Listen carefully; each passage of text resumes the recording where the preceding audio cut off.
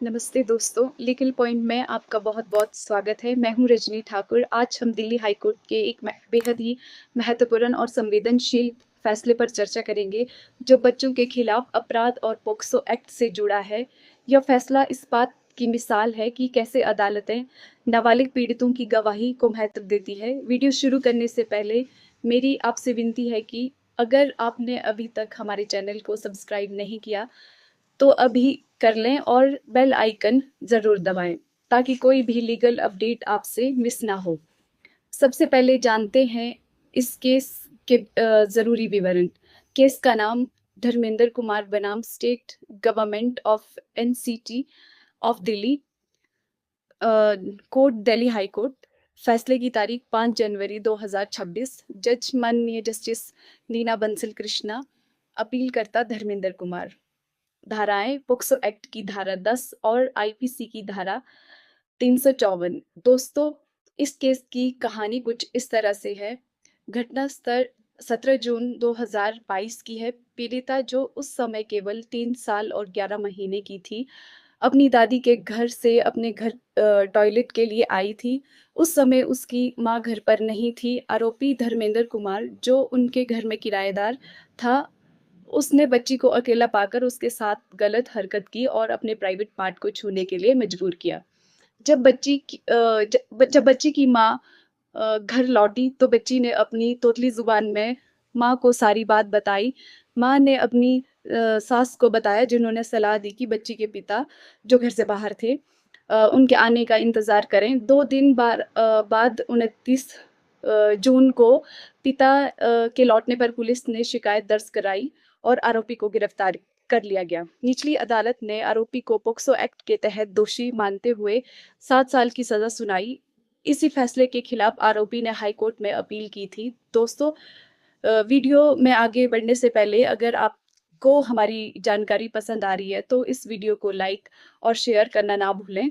आपके एक लाइक से हमारा हौसला बढ़ता है।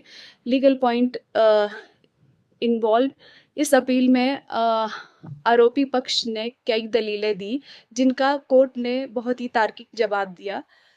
आइए देखते हैं मुख्य लीगल पॉइंट्स क्या थे। एफआईआर में देरी। आरोपी का कहना था कि घटना 17 तारीख की है और एफआईआर 29 तारीख को हुई। यह 2 दिन की देरी कहानी को झूठा साबित करती है। कोर्ट का जवाब। कोर्ट ने कहा कि भारतीय समाज में ऐसे अपराधों को लेकर शर्म और डर होता है। एक माँ का अपने पति के लौटने का इंतजार करना स्वाभाविक है। देरी का कारण पूरी तरह वाजिब है और इससे केस कमजोर नहीं होता है। मेडिकल सबूतों का अभाव।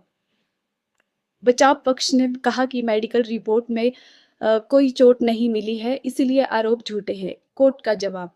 कोर्ट ने स्पष्ट किया है कि यहाँ आरोप स्पर्श अ, ऐसे पेनिट्रेशन का ऐसे मामलों में चोट के निशान ना होना सामान्य है। केवल मेडिकल सबूत ना होने से बच्ची की गवाही को नकारा नहीं जा सकता। बाल गवाह की विश्वसनीयता।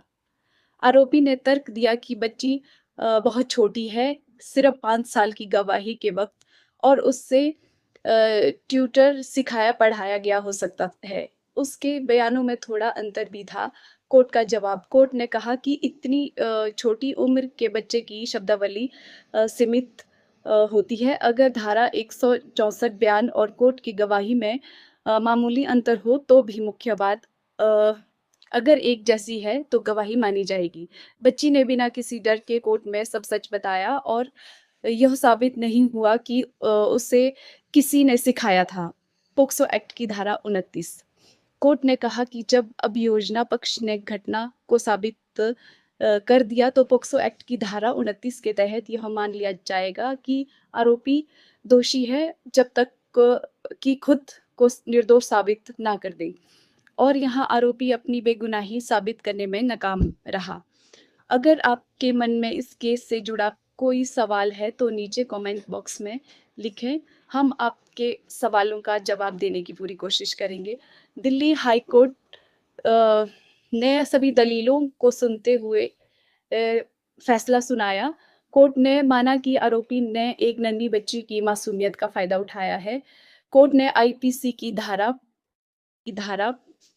354, 354 ए, 354 बी के तहत हुई सज़ा को रद्द कर दिया, क्योंकि इनके लिए अलग से चार्ज फ्रेम नहीं किया गया था। लेकिन सबसे महत्वपूर्ण, कोर्ट ने पोक्सो एक्ट की धारा 10 के तहत सुनाई गई 7 साल की सज़ा और जुर्माने को बरकरार रखा। आरोपी की अपील खारिज कर दी।